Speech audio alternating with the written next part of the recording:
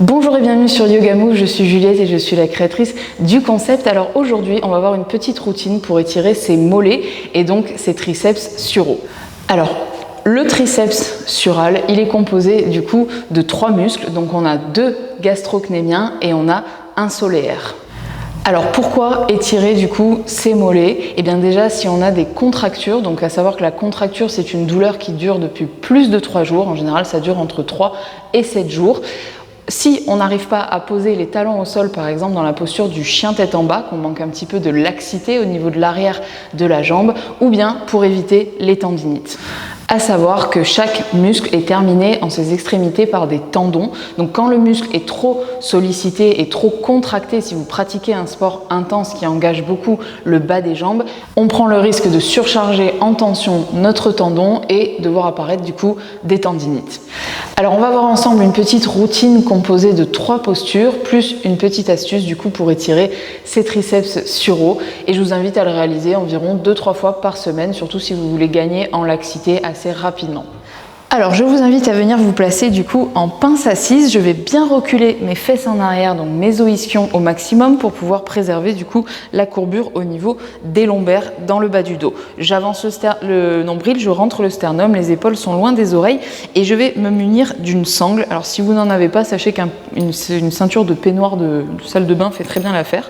Et on va venir placer du coup la sangle sous la voûte plantaire, donc un petit peu au-dessus du pied, et venir ensuite coller ses coudes au niveau de la taille. Donc vous pouvez faire un cercle comme ça pour bien maintenir votre sangle et essayer de ramener déjà les pieds les plus flex possible, donc ramener les orteils du coup vers les tibias. Ici sur une inspiration, je vais venir pousser les pieds dans la sangle, je mets vraiment de la contraction musculaire, donc j'ai les pieds, les jambes engagés musculairement, j'essaye d'agrandir ma colonne vertébrale, faites attention à ne pas travailler avec le haut du dos, j'expire et je relâche, donc je reste exactement là où je suis, je ne bouge pas, juste je relâche la tension musculaire, j'inspire profondément et sur une expiration, je vais tirer légèrement la sangle pour faire abaisser mes orteils vers les tibias. Ok, on va refaire ça encore 2 fois, j'inspire, je vais pousser les pieds dans la sangle, donc environ 5 secondes, 3, 4, 5, je relâche, je prends le temps d'inspirer profondément, expirer profondément, donc ça prend environ pareil 5 secondes, inspire et sur la dernière expiration, je fais venir les orteils et vous voyez que hop, à chaque expiration du coup, on peut faire venir les orteils encore plus près du coup des tibias, ce qui va étirer du coup la chaîne postérieure du bas de jambe. Une dernière fois, j'inspire, je pousse les 2 pieds dans la sangle. Pendant 5 secondes, je maintiens l'engagement musculaire, je mets une vraie contre-résistance, je relâche, je prends une inspiration, une expiration sans rien faire, donc vraiment je ne bouge pas.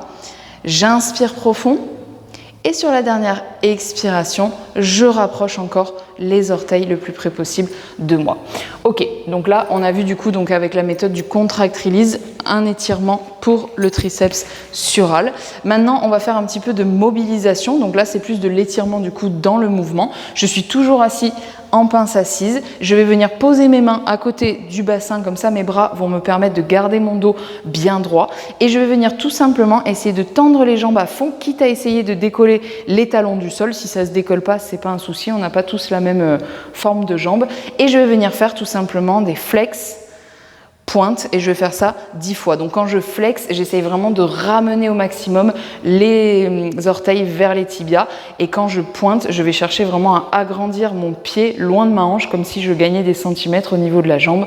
On fait ça encore 8 fois, donc 1, hop, pointe, 2, pointe, 3, respirez bien profondément, 4 et 5 et 6 et 7 et 8, voilà, une dizaine de fois, ça suffit. Donc on va chercher l'étirement du coup dans la mobilisation au niveau des mollets.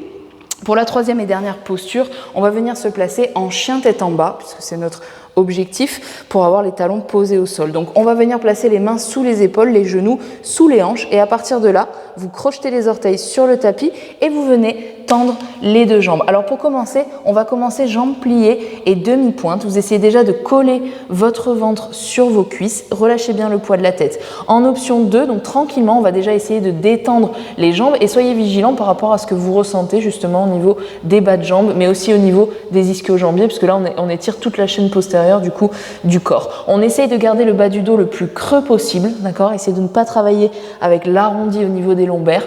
Par contre, on ne sort pas trop sa poitrine vers le sol, on éloigne les épaules des oreilles et relâchez complètement le poids de la tête vers le sol.